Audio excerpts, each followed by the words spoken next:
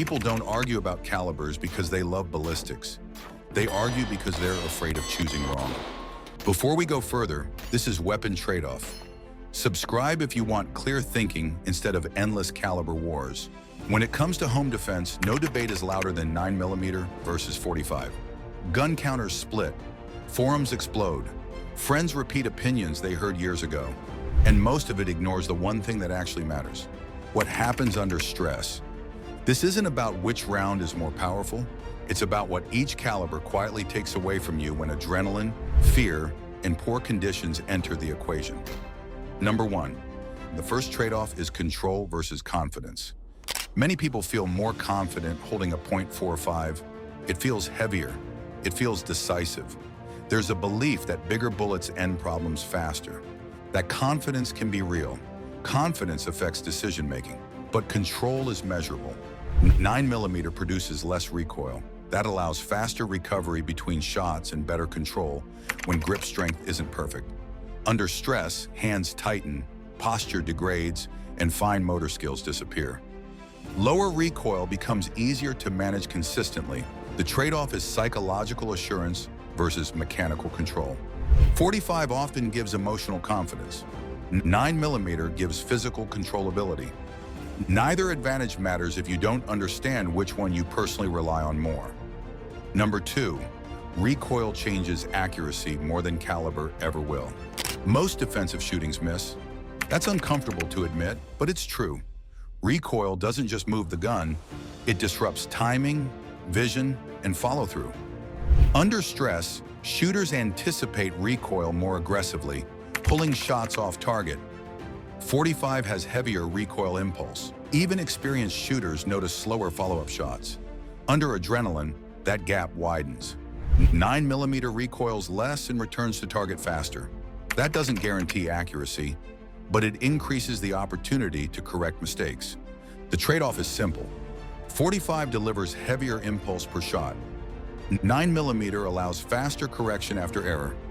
If accuracy degrades under pressure, and it does, recovery speed matters more than theoretical impact. Number 3, capacity is not about how many rounds you'll fire. Capacity is about margin for error. Most 9mm pistols hold more rounds than their 45 counterparts. That's not controversial. What's often misunderstood is why that matters. It's not about spraying rounds. It's about what happens when shots miss, when angles are poor, when movement interrupts alignment.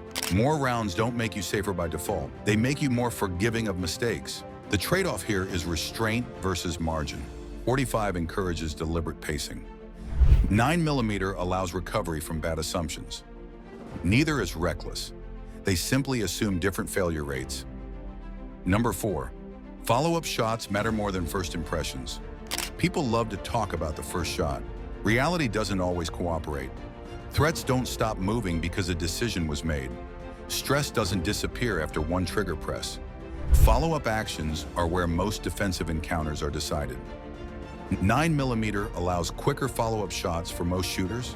That matters when the first shot doesn't land perfectly, which is common. 45 follow-ups require more control and time. That doesn't mean they're ineffective. It means they demand better technique under worse conditions. The trade-off is pacing. 9mm favors sustained control. 45 favors deliberate cadence. Choosing without understanding your own pacing under stress leads to false confidence. Number 5, over-penetration fears are often misplaced. Many buyers worry about bullets going through walls. That fear often pushes them toward one caliber over another. The uncomfortable truth is that both calibers can penetrate interior walls. No handgun caliber makes your home magically safe behind drywall. What actually reduces risk is shot placement and control. If recoil causes missed shots, risk increases. If follow-up shots are uncontrolled, risk increases. The trade-off isn't penetration versus safety. It's controllability versus assumption.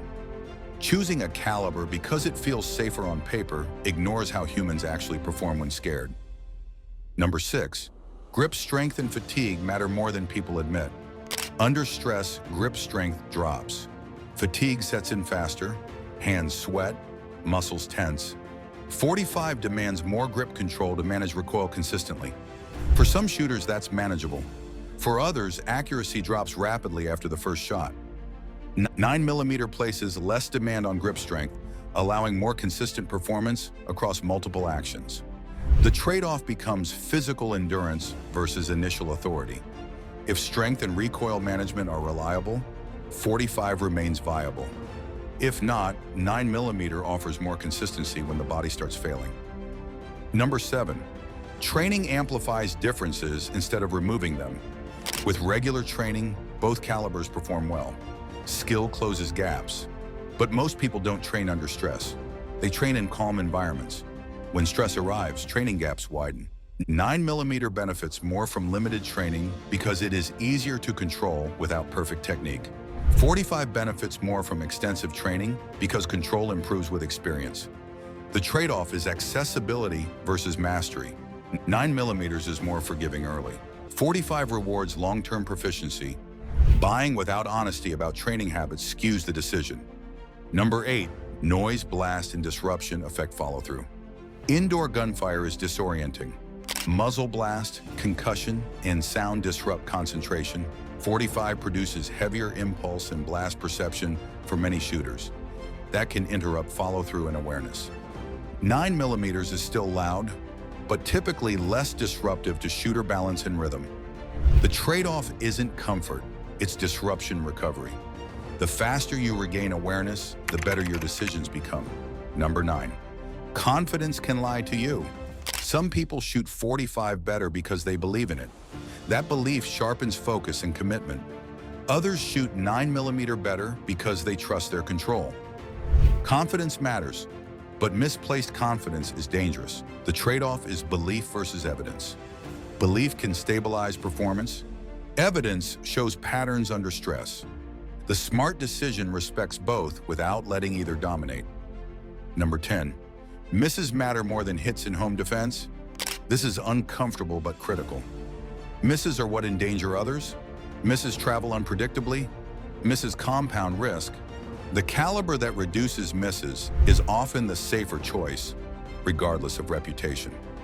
9mm tends to reduce misses for most shooters due to controllability and recovery speed. 45 may reduce misses for shooters who are trained, disciplined, and comfortable with recoil.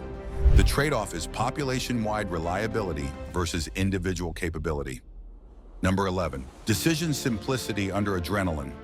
Under stress, the brain wants fewer variables. 9mm pistols tend to be lighter recoiling, higher capacity, and more standardized across platforms. That simplifies decisions. .45 introduces heavier recoil, lower capacity, and more pronounced feedback per shot. That requires more conscious management. The trade-off is cognitive simplicity versus deliberate engagement. Some people perform better with fewer inputs. Others prefer feeling every action. Knowing which category you fall into matters. Number 12. There is no stopping power shortcut. This is where many debates collapse. Handgun calibers stop threats through placement and disruption, not raw energy numbers. No handgun caliber guarantees immediate results. Believing that caliber replaces control leads to poor decisions. The real trade-off is expectation. 9mm accepts that control wins fights. 45 tempts people to expect results from impact alone. Expectation shapes behavior under pressure. Number 13. Choosing a caliber is choosing how you fail. This is the decision most people avoid. 9mm failures often look like inadequate hits that require correction. 45 failures often look like slower recovery and fewer chances to correct. Neither failure is harmless. Both are manageable if understood. The mistake is assuming one eliminates failure entirely. Number 14. Your environment decides more than the internet does. Homes are small, lighting is poor, angles are tight. In these conditions, control and awareness often matter more than caliber size. 9mm aligns well with chaotic environments. 45 aligns well with deliberate, controlled engagement. The environment doesn't care about opinions, it exposes weaknesses. Number 15. The correct choice is the one you can control consistently. This isn't about trends or tradition. If you can control .45 under stress, place shots reliably, and recover quickly, it's a valid choice. If 9mm allows better accuracy, faster recovery, and clearer thinking, it's the smarter option. There is no moral victory in caliber choice. Weapon trade-off exists to strip away ego and expose consequences. Now, if this helped you think more clearly about caliber decisions, subscribe to Weapon Trade-Off. We break down firearms by what they cost you, not what they promise.